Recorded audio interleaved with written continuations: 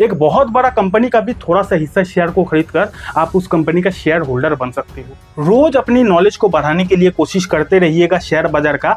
याद रखिएगा, शुरू शुरू में तो चीजें मुश्किल जरूर लगती है, लेकिन एक दिन ऐसा आएगा जिस दिन आप खिलाड़ी बन जाओगे।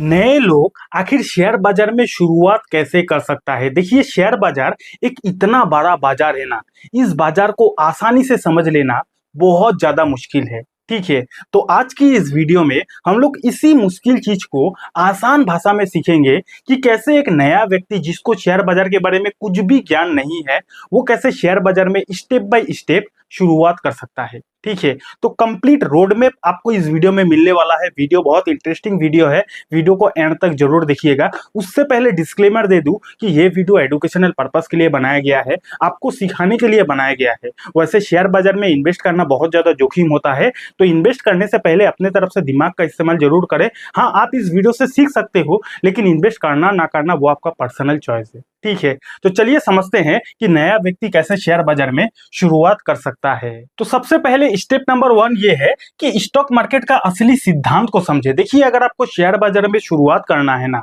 तो पहले नंबर 1 पॉइंट क्या है कि आपको स्टॉक मार्केट का असली सिद्धांत को समझना पड़ेगा कि स्टॉक मार्केट आखिर क्यों शुरू हुआ, कैसे शुरू हुआ, क्या रीजन से शुरू हुआ। ठीक है, शेयर मार्केट में शुरुआत आप बाद में करोगे, पहले जड़ को समझना पड़ेगा, शेयर मार्केट का असली सिद्धांत को समझना पड़ेगा। जैसे कि फॉर एग्जांपल, स्टॉक मार्केट कैसे शुरू हुआ, क्यों शुरू हुआ, किस रीजन से शुरू हुआ, ये जानना पड़ेगा। उसके बाद आपको जानना पड़ेगा कि कंपनी अपने शेयर्स को क्यों बेचती है, क्या जरूरत पड़ी आखिर कि कोई भी कंपनी मार्केट में अपने हिस्सेदारी को बेचती है, ये भी आपको जानना पड़ेगा। उसके बाद आपको जानना पड़ेगा लोग शेयर को क्यों खरीदते हैं। आप जो शेयर बाजार में आए हो, आप कंपनी के शेयर को खरीदोगे, किस रीजन से खरीदोगे, ये भी आपको जानना पड़ेगा, समझना पड़ेगा। उसके बाद क्या है कि बैंक्स की दुनिया और शेयर मार्केट की दुनिया में बहुत अंतर होता है। अब तक आपने बैंक्स की दुनिया देखा है, लेकिन शेयर मार्केट की दुनिया बैंक्स की दुनिया से टोटली अलग है, ये भी आपको जानना पड़ेगा। एक एक को समझते हैं, वीडियो इंटरेस्टिंग वीडियो है, बहुत कुछ सीखने वाले हो। सबसे पहले समझो कि स्टॉक मार्केट क्यों शुरू हुआ और कैसे शुरू हुआ। सिंपल भाषा में समझो कि फॉर एग्जांपल एक XYZ नाम का कंपनी है और ये कंपनी काफी अच्छा बिजनेस कर रही है, कंपनी काफी अच्छा मुनाफा कमा रही है। अब अगर ये कंपनी को अपने बिजनेस को फैलाना है, फॉर एग्जांपल ये कंपनी चाहती है कि इस कंपनी का जो हेड ऑफिस है वो एक ही शहर में है। अब ये कंपनी अगर चाहती है कि हमारा जो ऑफिस है वो अलग अलग शहरों में भी जाए, हम लोग अलग अलग शहरों में भी बिजनेस करेंगे, तो अगर कोई भी कंपनी अपने बिजनेस को फैलाना चाहती है ना, तो उस कंपनी को क्या पड़ेगी, किस चीज की जरूरत पड़ेगी, उस कंपनी को भैया पैसों की जरूरत पड़ेगी। तो अगर किसी भी कंपनी को पैसों की जरूरत पड़ती है ना, तो वो कंपनी अगर चाहे तो शेयर बाजार में अपना हिस्सा को बेचकर पैसा उठा सकती है। किसी भी कंपनी को बिजनेस फैलाना होता है ना, तो उस कंपनी को पैसों की जरूरत पड़ती है। तो अगर कोई भी कंपनी को पैसों की जरूरत पड़ती है, तो वो कंपनी अगर चाहे तो स्टॉक मार्केट में अपने शेयर को थोड़ा बहुत बेचकर पब्लिक से पैसा उठा सकती है। ठीक है, तो नंबर 1 पॉइंट क्या है कि स्टॉक मार्केट क्यों शुरू हुआ, इसी रीजन से शुरू हुआ ताकि कोई भी कंपनी अपना हिस्सेदारी को बेचकर पैसा उठा सके। Point number 1। पॉइंट नंबर 2 क्या है कि कंपनी अपने शेयर को क्यों बेचती है, पैसों के लिए बेचती है, ताकि प्रोमोटर थोड़ा बहुत शेयर को बेचकर थोड़ा बहुत पैसा मार्केट से उठा पाए, इस रीजन से बेचती है। उसके बाद क्या है, लोग शेयर्स को क्यों खरीदते हैं। आप जो शेयर बाजार में शेयर को खरीदोगे, किस रीजन से खरीदोगे, तो कोई भी इंसान शेयर को इसीलिए खरीदता है ताकि देखो, अगर आपको एक कंपनी खड़ा करना है, अगर आपको एक स्टेबलाइज्ड कंपनी खड़ा करना है, प्रॉफिट वाला कंपनी खड़ा करना है, तो कितना पैसा चाहिए, लाखों चाहिए, करोड़ों चाहिए, अरबों अरबों रुपया चाहिए अगर एक स्टेबलाइज्ड कंपनी खड़ा करना हो तो। लेकिन उसी जगह शेयर बाजार एक ऐसा ऑप्शन है ना, जहां पर हम लोग बड़े से बड़े कंपनीज का भी छोटा सा हिस्सा शेयर को खरीद सकते हैं। कम पैसों से भी बड़े से बड़े कंपनीज का छोटा हिस्सा शेयर को खरीद कर अपने पैसों को इन्वेस्ट कर सकते हैं, ताकि वो कंपनी अगर ग्रो करती है तो उसके साथ साथ हमारा जो पैसा है वो भी ग्रो कर सकती है। तो कोई भी व्यक्ति शेयर को इसलिए खरीदता है ताकि हम लोग बड़ा बड़ा कंपनी तो नहीं खोल सकते, लेकिन बड़े बड़े कंपनीज का छोटा सा हिस्सा शेयर को खरीद कर उसमें अपने पैसों को इन्वेस्ट कर सकते हैं, ताकि कंपनी के साथ साथ हमारा पैसा भी थोड़ा बहुत ग्रो हो सके। इस रीजन की वजह से कोई भी व्यक्ति शेयर को खरीदता है।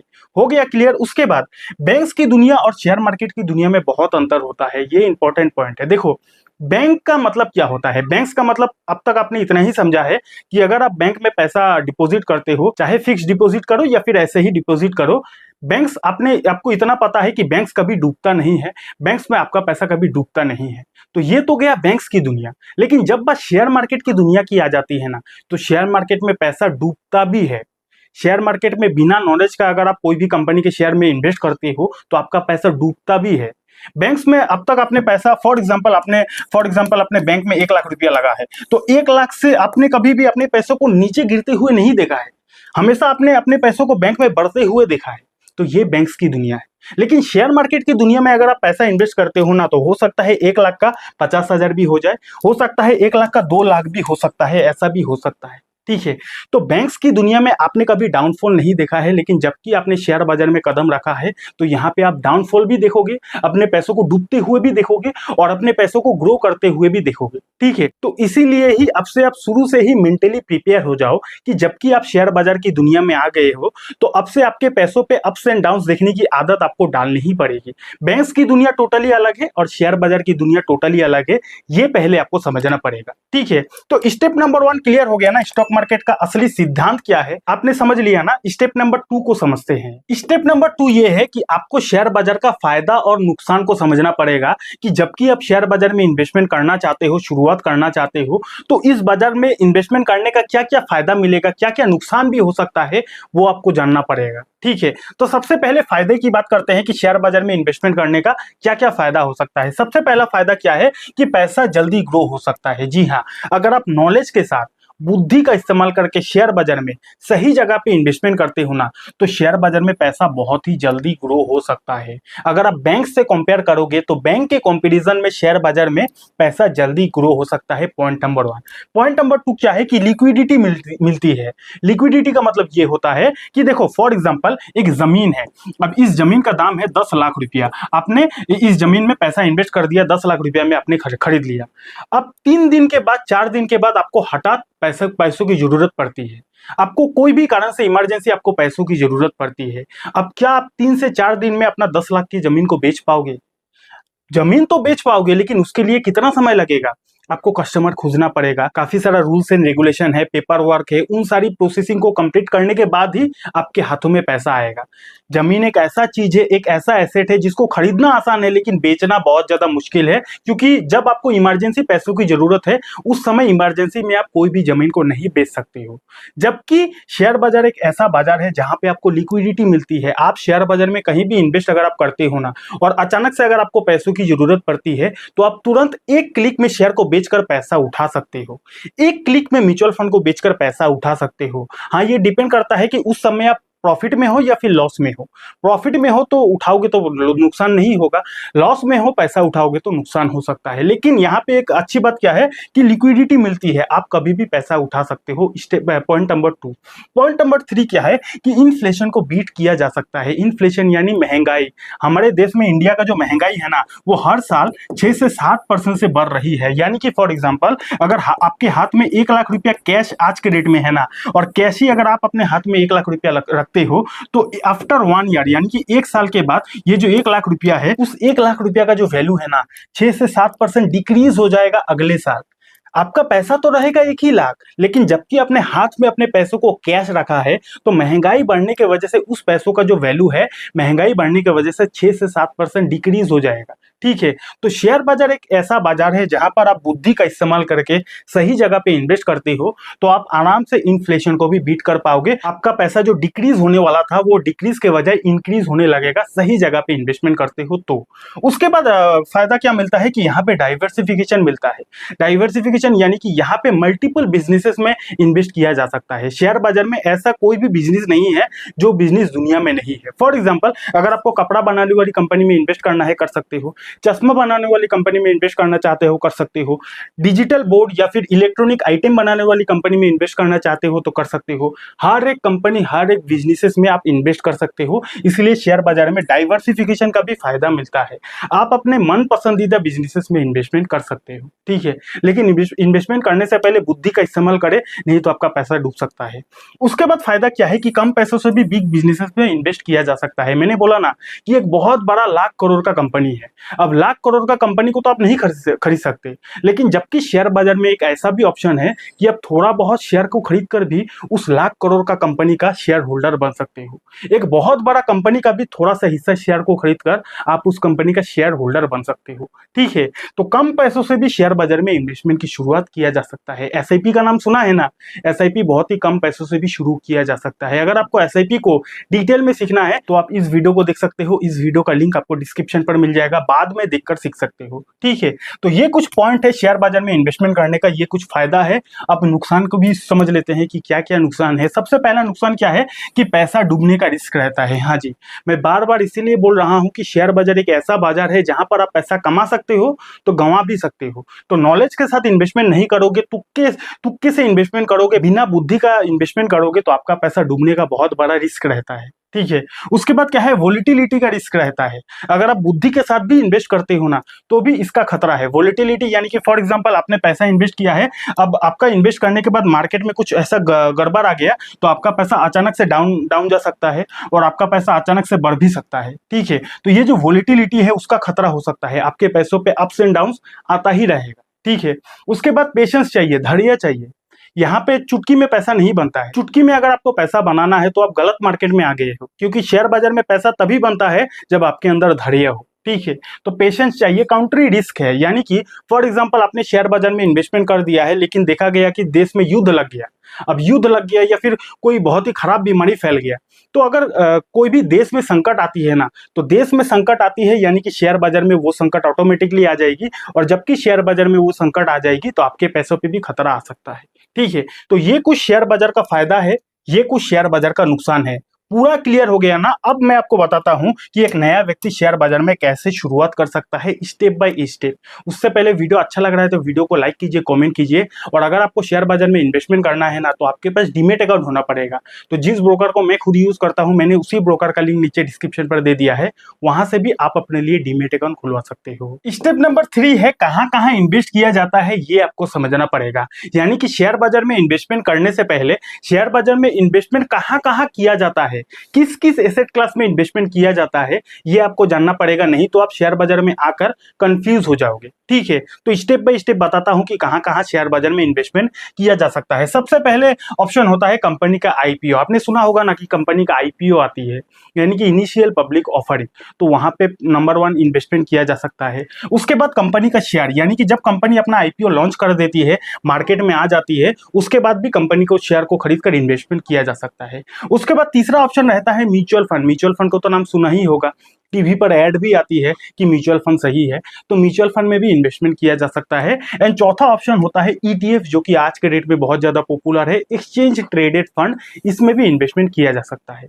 तो कुल मिलाकर शेयर बाजार में ये 4 ही जगह पे इन्वेस्टमेंट किया जा सकता है। अब ये 4 जगह का अलग अलग प्रकार है। फॉर एग्जाम्पल कि अगर आपको कंपनी के शेयर में इन्वेस्ट करना है तो हजारों कंपनी का शेयर है, तो उसमें आपको डिसाइड करना पड़ेगा कि कौन से कंपनी के शेयर में इन्वेस्ट करना है। म्यूचुअल फंड में इन्वेस्टमेंट करना है, हजारों म्यूचुअल फंड का स्कीम है, वहां पे आपको डिसाइड करना पड़ेगा कि कौन से म्यूचुअल फंड में इन्वेस्टमेंट करना है। म्यूचुअल फंड में इंडेक्स फंड आता है, डेट फंड आता है, हाइब्रिड फंड आता है, बहुत सारे प्रकार का म्यूचुअल फंड है, वहां पे आपको रिसर्च करना पड़ेगा कि कौन से म्यूचुअल फंड में आपको इन्वेस्ट करना है।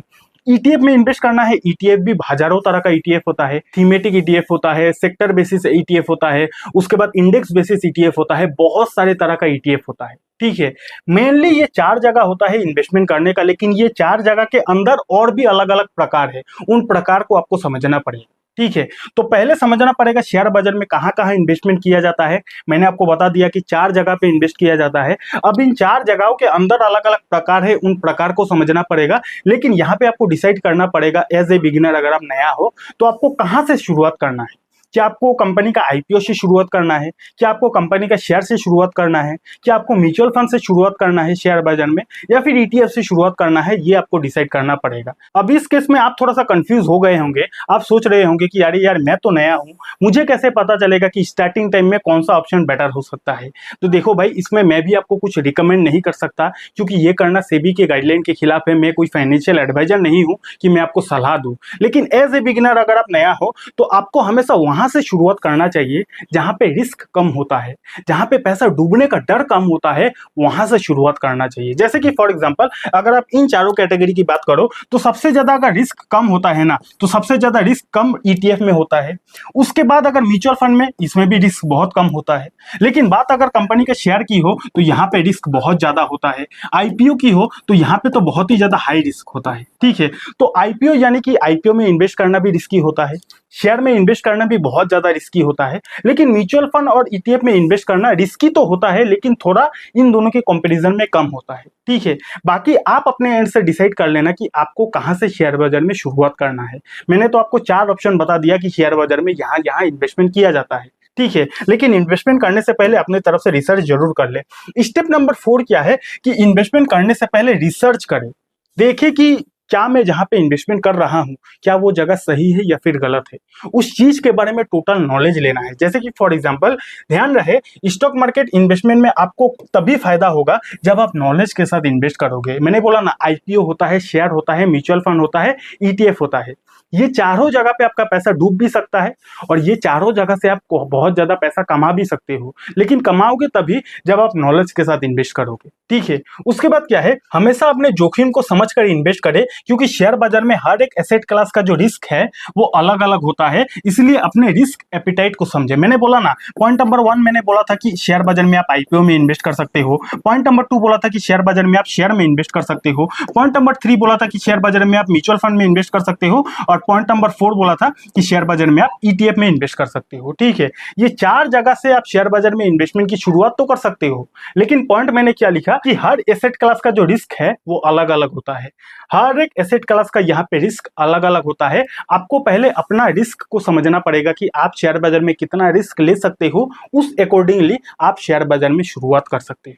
ठीक है, तो चारों चीज का जानकारी लेना सबसे पहला प्रायोरिटी आपका होना चाहिए। स्टेप नंबर 5 क्या है कि गलत डिसीजन लेने से बचे, यानी कि 99% शेयर बाजार में गलत डिसीजन लेते हैं, इसलिए उनका पैसा डूब जाता है। तो आज अगर आप इस वीडियो को कंप्लीट देख लेते हो तो गलत डिसीजन लेने से आप बच जाओगे। सबसे पहला गलत डिसीजन क्या होता है कि ध्यान रहे, स्टॉक मार्केट में हमेशा फ्यूचर वैल्यू पर दाव लगाया जाता है। ये पॉइंट इतना ज्यादा इंपॉर्टेंट पॉइंट है ना, इस पॉइंट को हर एक व्यक्ति अंडर एस्टिमेट कर देता है। क्या बोला मैंने कि स्टॉक मार्केट में हमेशा फ्यूचर की वैल्यू पर दाव लगाया जाता है। फॉर एग्जांपल, एक ए नाम का कंपनी है। अब कोई भी स्मार्ट इन्वेस्टर जिसको शेयर बाजार का काफी ज्यादा ज्ञान है ना, तो स्मार्ट इन्वेस्टर इस कंपनी में तभी दाव लगाएगा जब ये कंपनी फ्यूचर में काफी अच्छा करेगी, तभी दाव लगाएगा। जरूरी नहीं कि कंपनी आज क्या कर रही है, कंपनी का प्रेजेंट कैसा है उससे इन्वेस्टर को कोई मतलब नहीं होता है। इन्वेस्टर को मतलब होता है कि कंपनी फ्यूचर में कितना अच्छा करेगी। कई बार आप देखते हो ना कि एक नया नया कंपनी है, फॉर एग्जांपल कोई भी एक XYZ कंपनी है, जो कंपनी का अभी तक उतना डेटा अवेलेबल ही नहीं है, लेकिन जबकि वो एक रेपुटेड ग्रुप से आती है तो उस कंपनी का जो वैल्यूएशन होता है बहुत महंगा होता है। पीई रेशियो आप देखते हो 200 का है, 300 का है, जबकि ये कंपनी नया कंपनी है लेकिन रेपुटेड ग्रुप से है, तो इन्वेस्टर को ये लगता है कि ये कंपनी एक बहुत बड़ा ग्रुप से बिलोंग करती है, तो चलो इस कंपनी पे दाव लगा देता हूं। तो बहुत सारे इन्वेस्टर जब उस कंपनी पे दाव लगा देता है तो उस कंपनी का जो पीई रेशियो है हाई हो जाता है, क्योंकि इन्वेस्टर को ये लगता है कि कंपनी अच्छा ग्रुप से है, भविष्य में काफी अच्छा कर सकती है, अच्छा बिजनेस कर सकती है, इसलिए इन्वेस्टर उसके फ्यूचर के वैल्यू पर आज के डेट पे दाव लगा देता है। ठीक है, तो शेयर बाजार हमेशा फ्यूचर पर चलता है। आज कैसा कंपनी क्या कर रही है उससे उतना मतलब मत रखिएगा। कंपनी फ्यूचर में कितना रिटर्न देगी, कंपनी फ्यूचर में कैसा बिजनेस करेगी, इस पर स्मार्ट इन्वेस्टर जो होता है हमेशा दाव लगाता है। ठीक है, और वीडियो अच्छा लग रहा है तो वीडियो को लाइक कीजिए, कमेंट कीजिए। स्टेप नंबर 2 क्या है कि कई बार शेयर बाजार में अच्छी कंपनी भी लंबे समय तक उतना अच्छा रिटर्न नहीं देती है। कई बार आप देखते हो कि एक अच्छा कंपनी है, गुड फंडामेंटल वाली कंपनी है, लेकिन काफी लंबे समय तक वो अच्छा रिटर्न नहीं दे रही है। उसके पीछे का रीजन होता है वैल्यूएशन। वैल्यूएशन यानी कि फॉर एग्जांपल कोई भी एक कंपनी है, ABC कंपनी है, और इस कंपनी का जो मार्केट में शेयर का प्राइस है वो 1000 रुपया चल रहा है, लेकिन जबकि ये जो कंपनी है अच्छा कंपनी है, लेकिन कंपनी का वैल्यूएशन हाई होने के कारण कंपनी उतना अच्छा रिटर्न नहीं देती है। शेयर का भाव मार्केट में चल रहा है 1000 रुपया, अच्छा कंपनी है, लेकिन जबकि देखा गया इस कंपनी का जो वैल्यूएशन है वो 500 होना चाहिए, 600 होना चाहिए। तो कंपनी का वैल्यूएशन इतना होना चाहिए, लेकिन मार्केट ने उसको ज्यादा वैल्यूएशन दे के रखा है, तो कई बार कंपनी लंबे समय तक अच्छा रिटर्न नहीं देती है। फिर आप बोलते हो कि भैया मैंने तो रिसर्च करके इन्वेस्टमेंट किया था। भैया रिसर्च करके इन्वेस्टमेंट करो, लेकिन सही वैल्यूएशन पर इन्वेस्ट करो, सही दाम पे खरीदना चाहिए। कई बार अच्छी अच्छी कंपनी भी आपको अच्छा रिटर्न नहीं देगी लंबे समय तक, क्योंकि आपने महंगा दाम पे खरीद लिया है। तो वैल्यूएशन को आपको चेक करना है। हाँ, ये नया हो, स्टार्टिंग टाइम में आपको उतना नॉलेज नहीं होगा वैल्यूएशन कैसे देखा जाता है, शेयर को कैसे एनालिसिस किया जाता है, तो आपको धीरे धीरे सीखना पड़ेगा। कहाँ से सीखना पड़ेगा? आप हमारे यूट्यूब चैनल का प्लेलिस्ट को विजिट करो, वहां पे फंडामेंटल एनालिसिस का पूरा कोर्स बना हुआ है। उस वीडियो को देख लोगे, आधा घंटे का वीडियो है, लंबा वीडियो है। बहुत सारे लोग तो ऐसे ही नहीं देखेगा कि भैया इतना लंबा वीडियो कौन दिखेगा। लेकिन शेयर बाजार में वेल्थ कमाना है तो सीखना भी पड़ेगा ना। तो काफी मेहनत से उन सारी वीडियो को बनाया है। उन सारी वीडियो को देखोगे ना तो सीख लोगे कि कैसे किसी भी कंपनी को एनालिसिस किया जाता है, वैल्यूएशन कैसे चेक किया जाता है। ठीक है, तो इस वीडियो को कंप्लीट होने के बाद हमारे चैनल का प्लेलिस्ट को जरूर विजिट कर लेना। उसके बाद क्या है, शेयर बाजार से लालची लोग नहीं बल्कि समझदार लोग पैसा बनाता है। मैं ये बार बार बोलता हूं कि शेयर बाजार से लालची लोग नहीं बल्कि समझदार लोग पैसा बना पाता है। ठीक है, तो लालच के साथ इस शेयर बाजार में आए हो तो आप आज के डेट से चले जाओ, नहीं तो आपका पैसा डूब सकता है। अगर आपने किसी का मोटिवेशन स्टोरी को देखकर आया है, नॉट पॉसिबल, आप इस बाजार से पैसा नहीं कमा पाओगे, क्योंकि लालची लोगों के लिए ये बाजार नहीं है। ये बाजार समझदार लोगों के लिए है, जो लोग बिजनेस को समझता है, जिनको ये समझ है कि भैया बिजनेस ग्रो होने में टाइम लगता है, वही लोगों के लिए शेयर बाजार है। ठीक है, रोज अपनी नॉलेज को बढ़ाने की कोशिश कीजिए। याद रखिएगा, शुरू शुरू में चीजें मुश्किल लगेगी, लेकिन सीखते रहोगे तो एक दिन खिलाड़ी बन जाओगे। रोज अपनी नॉलेज को बढ़ाने के लिए कोशिश करते रहिएगा शेयर बाजार का। याद रखिएगा, शुरू शुरू में तो चीजें मुश्किल जरूर लगती है, लेकिन एक दिन ऐसा आएगा जिस दिन आप खिलाड़ी बन जाओगे। ठीक है, शुरू शुरू में आपको लगेगा भैया फंडामेंटल क्या है, टेक्निकल क्या है, शेयर मार्केट क्या है, स्टॉक क्या है, कंपनी का बिजनेस क्या है, क्वार्टरली रिजल्ट क्या है। जब मैं भी नया था ना, मुझे भी बहुत कंफ्यूजन लगता था। इनफैक्ट जो जो इस बाजार में नया नया आया है उन सभी को स्टार्टिंग टाइम में मुश्किल ही लगा है, लेकिन रोज रोज सीखोगे ना, पत्थर पर भी डेली हथौड़ा पड़े ना, पत्थर भी भगवान हो जाता है। हम तो इंसान हैं, अगर किसी भी चीज को डेली सीखने की कोशिश करेंगे तो क्यों नहीं सीख पाएंगे। ठीक है, तो इस बाजार में आपका फोकस है पैसा कमाने का नहीं, पहले सीखने का। सीखोगे तो बाय डिफॉल्ट पैसा आ जाएगा, लर्निंग करोगे तो बाय डिफॉल्ट अर्निंग आ जाएगा। हो गया क्लियर? तो 5 स्टेप आपने समझ लिया ना। अब इस वीडियो का जो समरी है उसको कर लेते हैं। सबसे पहले हमने समझा कि अगर हमें शेयर बाजार में शुरुआत करना है तो स्टॉक मार्केट का असली सिद्धांत को समझना है कि स्टॉक मार्केट क्यों शुरू हुआ, कैसे शुरू हुआ, कंपनी शेयर को क्यों बेचती है, आदमी शेयर को क्यों खरीदता है, बैंक्स और शेयर मार्केट की दुनिया में क्या क्या फर्क है वो आपको समझना पड़ेगा। उसके बाद क्या है, मार्केट का फायदा और नुकसान को समझना पड़ेगा, यानी कि शेयर मार्केट का क्या फायदा है, क्या नुकसान है, ये आपको समझना पड़ेगा। क्योंकि शेयर बाजार में आप मेहनत का पैसा इन्वेस्ट करोगे तो जहां पे आप मेहनत का पैसा डालोगे उस बाजार का फायदा और नुकसान दोनों को समझना पड़ेगा ना। तो दूसरा स्टेप में हमने ये समझा था। उसके बाद क्या है, कहां कहां इन्वेस्ट किया जाता है, आपको कहां पे शुरू करना है ये जानना पड़ेगा। मैंने बोला था ना, आईपीओ में इन्वेस्ट किया जाता है, शेयर में इन्वेस्ट किया जाता है, म्यूचुअल फंड में इन्वेस्ट किया जाता है, ईटीएफ में इन्वेस्ट किया जाता है। अब कहां कहां इन्वेस्ट किया जाता है ये समझना पड़ेगा, और आपको कहां से शुरुआत करना है ये समझना पड़ेगा। ध्यान रखिएगा, आपको शुरुआत वहीं से करनी है जहां पे रिस्क कम होता है, जहां पे पैसा डूबने का डर कहां कम होता है। ठीक है, वहां से शुरुआत करना चाहिए। इन्वेस्टमेंट करने से पहले पूरी तरह रिसर्च करें, रिस्क मैनेजमेंट करें, यानी कि कहीं भी इन्वेस्ट कर रहे हो पूरी तरह रिसर्च करें। बिना रिसर्च करके पैसा इन्वेस्ट नहीं करना है, नहीं तो आपका पैसा डूब सकता है। रिस्क को मैनेजमेंट करें। उसके बाद क्या है, गलत डिसीजन लेने से बचे। मैंने बोला था ना, शेयर बाजार में बहुत सारे लोग गलत डिसीजन ले लेता है, ज्यादा वैल्यूएशन वाली कंपनी के शेयर में इन्वेस्ट कर देता है, और बहुत सारे लोग शेयर बाजार का प्रेजेंट को देखकर इन्वेस्ट कर देता है। लेकिन शेयर बाजार में हमेशा फ्यूचर को देखना चाहिए। ठीक है, तो आज का वीडियो यहीं तक था। आई होप इस वीडियो से आपको काफी कुछ नॉलेज मिला होगा। अगर नॉलेज मिला होगा तो वीडियो को लाइक कीजिए, कमेंट कीजिए। अगेन डिस्क्लेमर, वीडियो सिखाने के लिए बनाया गया था। इन्वेस्टमेंट करना रिस्की होता है, इन्वेस्ट करने से पहले आप अपने तरफ से बुद्धि का इस्तेमाल जरूर करें। अगर आपको इतना ही आसान भाषा में ट्रेडिंग को सीखना है कि कैसे एक नया व्यक्ति ट्रेडिंग में शुरुआत कर सकता है, तो आप यहाँ पे क्लिक करके इस वीडियो को देख सकते हो। और डीमेट अकाउंट नहीं है, डीमेट अकाउंट का लिंक आपको डिस्क्रिप्शन पर मिल जाएगा। बहुत बहुत धन्यवाद।